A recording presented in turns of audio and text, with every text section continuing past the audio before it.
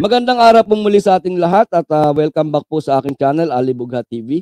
So pag-usapan natin ngayon mga kaibigan, etong isa sa mga naging content nitong si Maharlika, mga kaibigan, na alam naman po natin, di ba? Na alam niyo sa totoo lang, ano, ang daming magagandang bagay na nagagawa ng kasalukuyang administrasyon, no? Na dapat sana ay etong mga bagay na ito yung puwedeng mai-content, 'di ba? Puwedeng mai-content ng lahat ng mga vlogger, influencer, 'di ba? Pero alam niyo ba na hindi ko alam kung nakapagtataka pa 'yun o ano puwede natin maitawag do'n mga kaibigan, ano? Na talaga namang paulit-ulit, ilang beses na natin na-debunk, 'di ba? Yung tungkol po doon sa pulburon issue na si PBBM, si FL Lisa ay nagpupulburon. Ilang beses na natin na-debunk yun, napakahaba, napakaraming content na nagawa natin diyan, 'di ba mga kaibigan? Sweetie you, shout out Sweetie you. Yan, okay? So ang dami na nating content na nagawa. Pero etong si Maharlika, mga kaibigan, ay hindi ata nagsasawa, 'di ba? Hindi nagsasawa. Inumpisahan sa nagpupulburon, na-debunk natin. Sinundan po ng meron daw video, na-debunk na rin natin. Pagkatapos ay talaga namang tayo na mismo naghahamon, 'di ba? Tayo na naghahamon mga kaibigan, na ilabas na yung video dahil naiinip na tayo, gusto na natin mapanood yung video. 'Di ba? Dumating yung January 5, walang video na lumabas. Tapos eto ngayon halos magdadalawang linggo na ang Abril, wala pa rin video na lumalabas. Para bang made in China raw yung yung edit ng video mga kaibigan. Eh alam naman natin na 'di ba? Merong mga nagaganap sa pagitan ng Pilipinas at saka ng China. Eh baka nga na-traffic yung video kaya hanggang ngayon ay wala pa rin silang maipakita. 'Di ba mga kaibigan? Okay. So nung wala silang maipakitang video mga kaibigan, ay kung ano-ano na, 'di ba? Naglabas si Maharlika nung nakaraan ng mga fake documents na galing po sa sa PIDEA, 'di ba? Na-debunk na rin natin 'yun. Napag-aralan natin gusto, naipakita natin na talagang peke, gawa-gawa lamang yung dokumento na galing sa PIDEA. Then napahiya doon sa PIDEA documents mga kaibigan, 'di ba nananawagan sila ng drug test now, 'di ba? Yung naging content natin nung isang araw na ang nanawagan doon ay si Attorney Vic Rodriguez, no? Drug test now daw, 'di ba? So sabi natin, hindi naman uto-uto ang ating mahal na pangulo para magpauto sa kanila, 'di ba? Dahil sa bago pa man magkaroon ng eleksyon ay lumabas na ang issue tungkol sa meron daw kumakandidato bilang pangulo na nagda-drugs, 'di ba? Nagco-cocaine o nagpupulburon, 'di ba? Sabi ni Duterte. Ngayon ay inunahan na sila. 'Di ba? Inunahan na sila ni PBBM, nauna na nagpa-drug test si PBBM at hindi lamang isa kundi 2 beses. 'Di ba? Gaya nga ng sinabi ni ABR kahapon mga kaibigan nung i-content natin ito, ang sabi niya ay bago pa man yung isang tawag dito mga kaibigan na drug test ni PBBM ay may nauna pang drug test na negatibo din, 'di ba? Pagkatapos nung mag-apply ng for renewal noong permit to carry ng kanyang firearms ay nagpa-drug test uli etong si PBBM, 'di ba? So sabi natin kung magtatawag sila ngayon ng drug test hindi naman uto-uto ang ating pangulo dahil kapag nagpa-drug test muli si PBBM mga kaibigan, 'di ba? Sasabihin nila yan, mahina talaga yung presidente nyo. 'Di ba? Sasabihin nilang gano'n, mahina talaga yung presidente nyo. Isipin mo ay napapadala sa mga sulsul na mga sulsulera at salsawera, 'di ba mga kaibigan? Ayan, nagpa-drug test, uto-uto, 'di ba? 'Yun ang sasabihin nila. Ngayon mga kaibigan, may bago na naman. May bago na namang ipinalabas na issue etong si Maharlika, no mga kaibigan. Yan naman ay tungkol po doon sa drug test. Melinda Malanon. Shout out Melinda Malanon. Okay? Shout out sa iyo. And BMB Rico Blanco, sabi niya inuuto lang ni Mahal yung mga panatiko niyang nabubuwang na sabi ni Rico Blanco yan. Okay? So ito nga mga kaibigan ano, ito yung, Melinda Malano, shoutout, Ito yung mga kaibigan, okay? Binalikan nila yung, drug test result ni PBBM mga kaibigan at ang kino-question naman nila diyan 'no, anyway ito mga kaibigan, 'di ba ang issue ay, pulburon, oh, ang issue ay pulburon, yan ay cocaine, 'di ba? So nagpa-drug test etong si PBBM, ang kanyang, pina-drug test ay, cocaine 'no mga kaibigan. Ito na, ayan, negatibo ang ating, mahal na pangulo, okay? And itong, drug test na ito ay mayroong mga pirma, ayan 'no, si Generesa Reyes 'no, test conducted by o analyst, okay, isang analyst. Tapos sa head of laboratory si Doktora Maria Cecilia Fernandez Lim 'no, pirmado rin 'yan mga kaibigan, okay? Ngayon, ito ay, sa Department of Health 'no, mga kaibigan, Department of Health sa St. Luke's Medical Center, Global City, 32nd Street, Ususan, Taguig. Yan, may phone number diyan. Tapos drug test report na mga kaibigan. Ngayon eto, 51 billion, shout out, 51 billion, okay? Eto na yung mga kaibigan. Ano yung kanilang ibinubutas ngayon dito? Hinahanapan nila ng mali etong drug test result na ito mga kaibigan, no? Eto po ito po. Ang kanilang sinisilip diyan ngayon mga kaibigan ay eto, no, yung, transaction date at saka report date, no? Yan ay November 22, 2021, 12:15, 12:15 mga kaibigan, okay? Then ang kino-question nila diyan mga kaibigan, bakit daw 2 minutes lang? 'Di ba, tingnan niyo palalabasin natin mga bobot, ungas, tanga, gago, buang, etong mga nagko-question tungkol dito mga kaibigan, sinabi ko na lahat ano, okay. So, kino-question nila bakit daw ang bilis?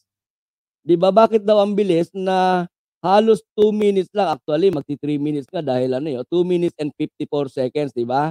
Ang itinagal nung drug test, nung lumabas yung resulta ay, after 2 minutes and 54 seconds 'no mga kaibigan. Ngayon, bakit ba ang bilis?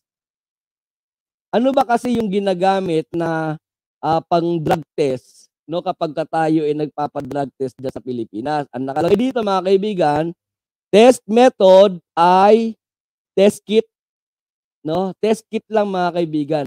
Ngayon, paano ba yang mga test kit na yan 'no? Kung ako sa inyo mga kaibigan, puwede naman po ninyong i-ano, puwede naman ninyong i-Google 'no, makikita niyo po yan mga kaibigan, yung mga test kit na ginagamit ngayon 'no. So, ngayon bakit ang bilis-bilis? Eh, depende po kasi, 'di ba?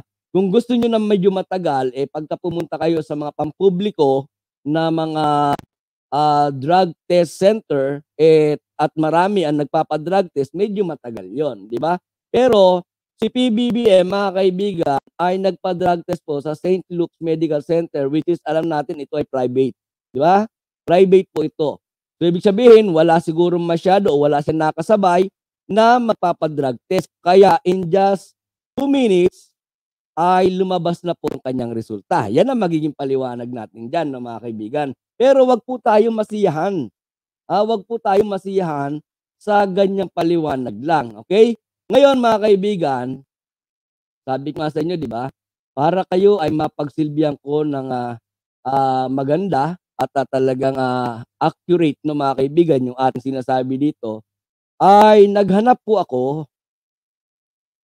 naghanap ko ng, baka sabihin kasi nila, eh, kasi presidente yan, eh, special treatment, 'di ba?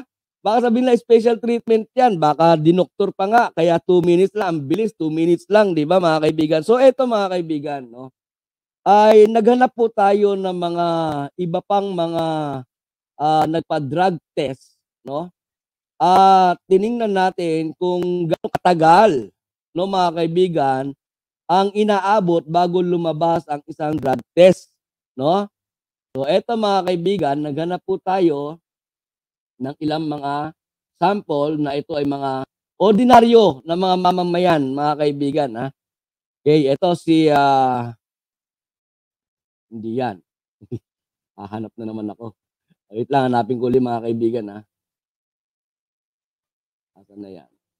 Eh, para sana mapapagalaw ko yung picture eh. No? Wait lang ha. Ano yung mga picture? Ano yung mga picture, mga kaibigan? Wait lang po ha. At mahina kalaban. Ito yung kay PBBM. Galing na natin. Okay. Ito yung kay asan na yung iba pa? Review. Hindi na lumabas. So ito mga kaibigan, no, hindi ko napapagalawin yung yung picture, no. So ito ay siguro naman nakikita nyo dyan, no, mga kaibigan, no. Ito ay sa ano to, hospital. May Department of Health din na nakalagay. Pagkatapos ay merong isang hospital dyan, ano, hindi ko na mapalaki, hindi ko makita yung eh. Okay? Ngayon, yung transaction date, ayan mga kaibigan, 4/12, 4/12. Then, natapos, report date time ay 4/16, no? So, more or less na mga 4 minutes lang mga kaibigan, di ba? Yung kay PBBM, 2 minutes and 54 seconds. Ito naman mga kaibigan ay 4 minutes, no mga kaibigan? So, ito lang gusto ko ipakita dito. Ito na pala, ito na. Ito na. So, ito lang gusto ko ipakita rito mga kaibigan, ano? Itong drug test na ito, ay sa high precision diagnostic plus the power plant mall concures Makati Poblacion City, di ba? Yan ang nakalagay. Ngayon, ang transaction date mga kaibigan ay tumagal lamang po ito ng actually hindi nga oh. Di ba? October 14, 2016, 4/12, no? Pagkatapos yung report date ay October 14, 4/16. So, 4 minutes nga, di ba? 4 minutes nga mga kaibigan. Ito ay mga pangkaraniwang tao lang to, mga ordinaryong mamamayan lang to, mga hindi kilala, no, mga kaibigan. Okay? Meron pa, meron pa. Meron pa. Di ba? Sabi ko mapapahiya sa ating itong mga to, mga kaibigan, di ba? Ito pa.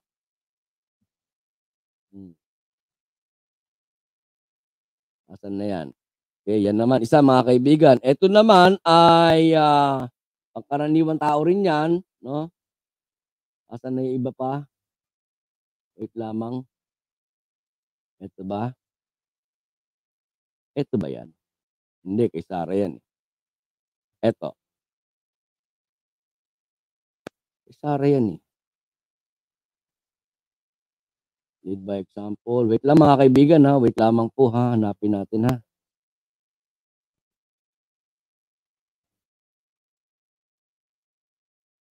Asan na yan? Okay.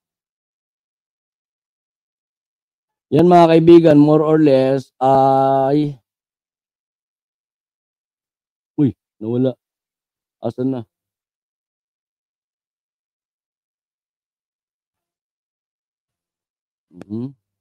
Asan na? Wait lang ha mga kaibigan. Wait lang po ha. Wait lang ha.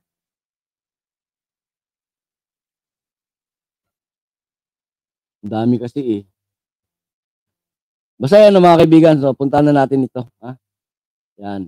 Dito mga kaibigan, ang nakalagay naman dito ay 9.927 pagkatapos ay 8:29. So 2 minutes din to mga kaibigan, 2 minutes din ha.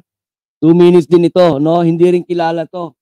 No? Ito ay pangkaraniwang tao lang din mga kaibigan. Okay? Tropa Kills, shout out Tropa Kills. 'Di ba? O pangkaraniwang tao lang 'yan mga kaibigan, okay? Ngayon mga kaibigan, no? Ang gusto ko lamang ipapansin sa inyo dito, ay doon sa pinupunto nila na bakit daw ang bilis-bilis, 'di ba? Kasi nga mga kaibigan, napaka-moderno na. 'Di ba napaka-moderno na at saka gumagamit na ng mga modern technologies ngayon, no, na halos mabilis, 'di ba? Baka po kung po pwede nga, no, kung meron nga silang yung pagpasok mo pa lang ng pintuan bago ka pa humakbang lalabas na kaagad yung resulta, 'di ba? Ganun ka-moderno ang mundo, 'di ba? So etong mga nagtatanong bakit daw 2 minutes lang, bakit daw ang bilis-bilis no mga kaibigan, masasabi natin na etong mga ito ay nagpapakatanga lang at nagpapakabobo lang na hindi nila alam na sila ay nabubuhay na sa modernong panahon, no, mga kaibigan. Ngayon, mga kaibigan, pag-usapan natin ito.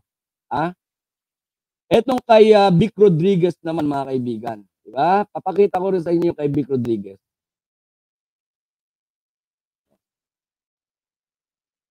Yung kay Vic Rodriguez, mga kaibigan, no?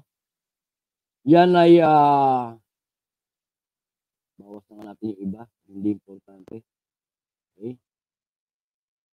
Bawas natin iba, mga kaibigan, wait lamang po. Tingnan niyo yung kay Vic Rodriguez, mga kaibigan, yung kay Vic Rodriguez ay transaction date 4/4/2024. Ibig sabihin nung isang araw lang, 9:20 AM. Pagkatapos ay binalikan niya noong 2:33, natapos lumabas yung resulta 2:33 at 20, no? So more or less nasa mga 9, 10, 11, 12, 1, 2, 5 hours, no, mga kaibigan. Bakit 5 hours? Kasi nga tingnan naman ninyo saan ba nagpa-drug test etong si Rodriguez, mga kaibigan. Ayan, no? Department of Health, High Precision Diagnostics Plus, Katipunan Avenue, Blue Ridge A, Quezon City, NCR 2nd District. So ibig sabihin ito, mga kaibigan, ay public. 'Di ba? Public ito. Pag sinabing public, maaaring marami, 'di ba? Marami ang nagpapa-drug test, kaya medyo umabot ng ganyang katagal, 'di ba? Pero kung tutuusin, mga kaibigan, mabilis pa rin po 'yan. 'Di ba? Mabilis pa rin 'yan na halos 5 oras lang, no, mga kaibigan. At dito, ito lang gusto ko rin ipapansin sa inyo, mga kaibigan, 'di ba? Okay?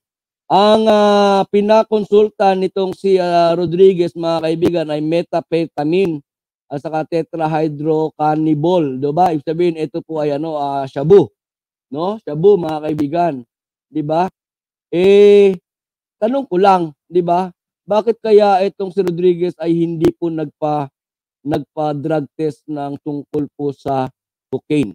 No, mga kaibigan, ako nagtatanong lang, ni Vic Rodriguez, nagtatanong lang ako, 'di ba? Kasi kung susundan natin yung argumento, mga kaibigan, 'di ba, na itong si Vic Rodriguez ay matagal na nakasama ni PBBM since 2016 pa, or maybe before 2016 pa, 'di ba? Magkasama na sila, no? Wag na, 'di ba? 'Di ba? Bakit kasi hindi ka nagpa-konsulta regarding cocaine, Vic Rodriguez? Paliwanag mo naman sa amin 'yan, okay? So 'yun, mga kaibigan, more or less, 'di ba? More or less ay halos mabilis din naman yung resulta nung lumabas kay Vic Rodriguez, 'di ba? Inabot nga lang ng 5 oras, no? Siguro nga madaming Ngayon punta natin ito, mga kaibigan, 'di ba? Sabi natin nauto itong si Vic Rodriguez, no, mga kaibigan. Nasa isa rin si Vic Rodriguez na pagkatapos na marinig yung mga sinasabi ni Maharlika na drug test now, ay isa rin ito sa mga sumisigaw ng drug test now, 'di ba? And pagkatapos na mailabas na yung kanyang post na drug test now, mga kaibigan, ay ito naman po, 'di ba? Naglabas naman po siya ng post niya sa kanyang FB page na sabi niya, lead by example. Lead by example. Bagamat ako ay nasa pribadong sektor, kusang loob ang aking pagpapasailalim sa drug test at base sa resulta ako ay negative. Negative daw. Ito ay susog sa aking paalala sa mga nasa pamahalaan sa gitna ng napakaingay at hindi mamatay-matay na issue ng paggamit ng droga. Ang daming paliwanag, di ba, mga kaibigan? Ang daming paliwanag nitong si Attorney Vic Rodriguez, pero isa lang naman ang lundo nito, 'di ba? Ano ang lundo nito, mga kaibigan? Nagpauto sila. 'Di ba, nagpauto sila sa mga pasabog ni Maharlika. Just come to think of it, no, mga kaibigan. Ako, I cannot imagine.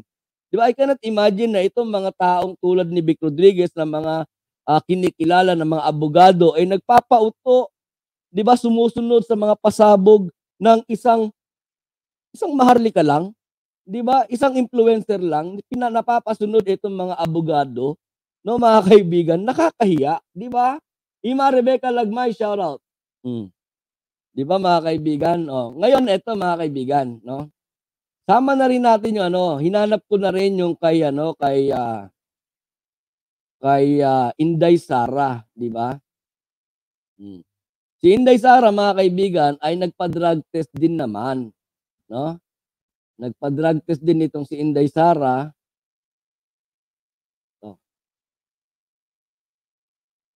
Okay. No? So yan, hindi lang nakasama mga kaibigan dito yung ano, yung kung gaano katagal lumabas yung resulta ng kay-Inday, no, hindi na po nakuha. Ewan ko lang kung nakuha ba 'to pag pinalaki ko. Wala, hindi na talaga nakuha mga kaibigan. Okay? So dito naman, ako for sure ito matagal. Baka umabot 'to ng araw, 'di ba mga kaibigan? Bakit? Kasi napakadami noong drug test na kinuha nitong si Inday Sara. Sabi niyo bobo itong si Inday Sara mga kaibigan. Ayan 'no, puro pasado naman pala yung kanyang marka. O 'di ba mga kaibigan? Oh, matalino naman pala si Sara mga kaibigan, puro pasado naman pala yung kanyang marka, oh 'di ba? Oh, ngayon ano-ano yung mga ayan, okay, yung mga drug. Ayan, phencyclidine, amphetamine, barbiturates, benzodiazepines, cocaine, ecstasy, methadone, methamphetamine, opium, profoxypine, tetrahydrocannabinol. Ang dami naman, namang mga scientific word na yan mga kaibigan, di ba? Yan, no? So, mandami niyang ano. And fortunately ay pasado naman po siya lahat, di ba? Pasado naman lahat itong si Inday Sara. Ito po ay noong hindi ko rin nakuha yung date, no? Hindi ko rin nakuha yung date mga kaibigan. No? Okay. Ayan, di ba? So ang ginamit ng method dito mga kaibigan, ayan no, test kit din, di ba? Kay ABR ay test kit din. And dun sa dalawang ordinaryong mamamayan na pinakita ko sa inyo ang drug test result mga kaibigan ay test kit din ang ginamit. No, mga kaibigan, test kit din. Di ba? So, ipinakita ko sa inyo ang lahat ng ito para lamang siguro ay it's about time tapusin na yung issue tungkol dito sa drug test, no, mga kaibigan. Di ba? Tapusin na. Sabi nila dapat daw ay open. Kahit pa open yan, kahit closed door pa yan, di ba, kahit sa ang hospital pa yan, mapapribado man yan o mapapubliko, iisa lang naman ang ginagamit eh. Di ba, ano ang ginagamit na ano? Test kit, mga kaibigan. Ha? Buti pa hanapin natin yung test kit. Ha? Wait lang. Okay. Drug test images.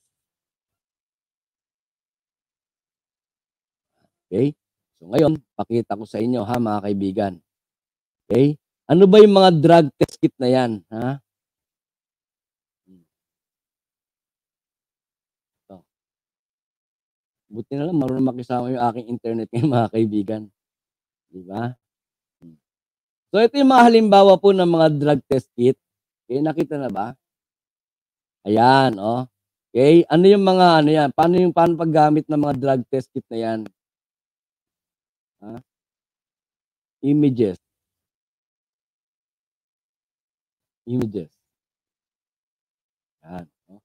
So ibig sabihin may nabibili pala ng mga ganito mga kaibigan, di ba? Ito ay UA ito. Okay, sa Pilipinas meron din po nito, okay? Ayan oh. Oh. Merong halimbawa ito, oral, di ba? Oh, ito alam ko ito laway, di ba? Ito mga kaibigan, no? Yan, laway po yan ang ginagamit, di ba? Kaya nga oral eh, di ba? Meron ding drops, ayan, no? No? At meron din, ito puro ano pala ito, puro saliva. Di ba mga kaibigan? Ayan, no? Iba-iba, no? Ang dami. Yan yung mga ginagamit na, pang drug test kit, no, mga kaibigan. And etong mga ito, tingin nga tayo ng isa, halimbawa ito.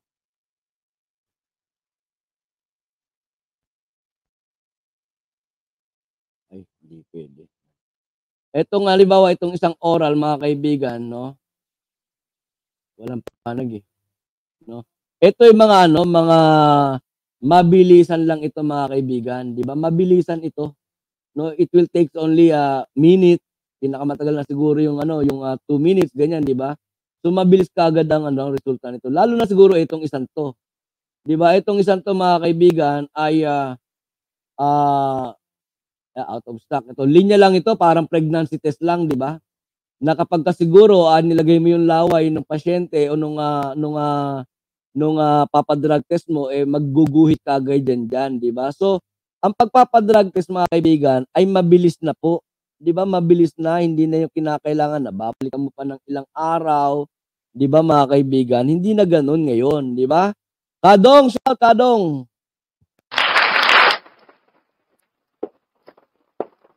Sabi nga ni RN Tusen, so you can do home drug testing at home, 'di ba? Oh. Si Cesar Pilar, nandiyan na rin si Cesar Pilar. Okay, sabi ni Cesar Pilar ay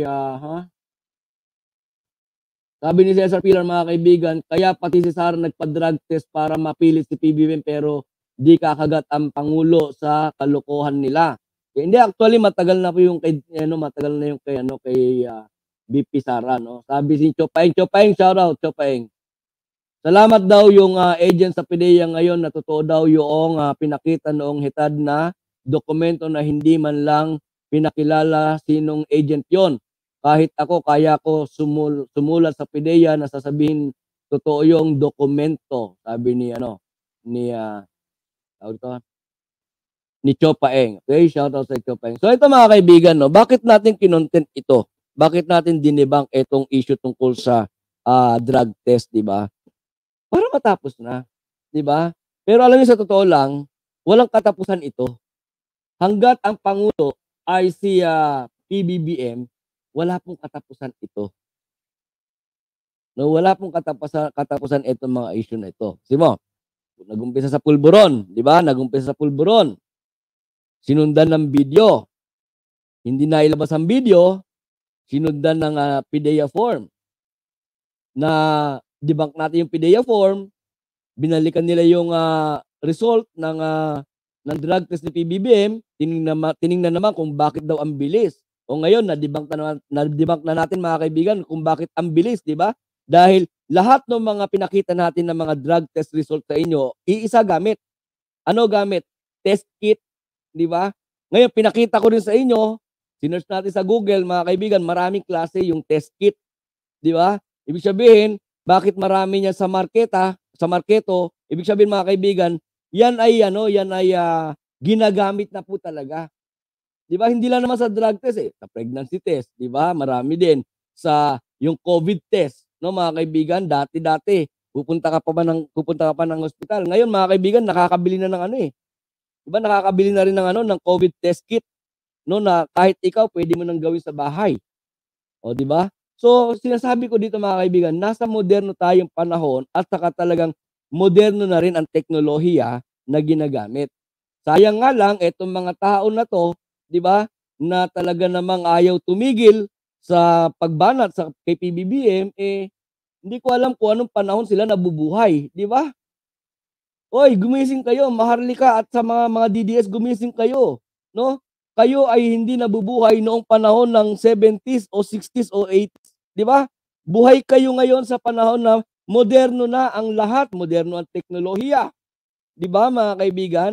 Oh, so sana mahinto na ha, pero alam ko naman given na 'yan mga kaibigan na wala pong katapusan itong issue na ito, 'di ba? Hangga't nariyan si PBBM, hindi po ito matatapos, no mga kaibigan. So, kung meron po kayo, sabi dito ni Biktima 147, shout out Biktima 147, si Basti at Pulong, drug test niya, may saltik ang mga ulo niyan, 'di ba? O, bakit nga pala yung mga Duterte hindi mapa-drug test, 'di ba? Yan dami-daming lumalabas sa social media ngayon, no? Lalo-lalo na sa TikTok. Mga kaibigan, na itong si Baste o si Baste ay talagang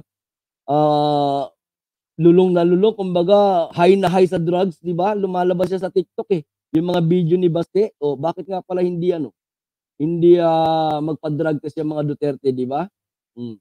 Sabi ni saka idol sa mga DDS, puro mga abogado na roon. Yun na nga isa pa 'di ba, mga abogado pero mga pulpul, no?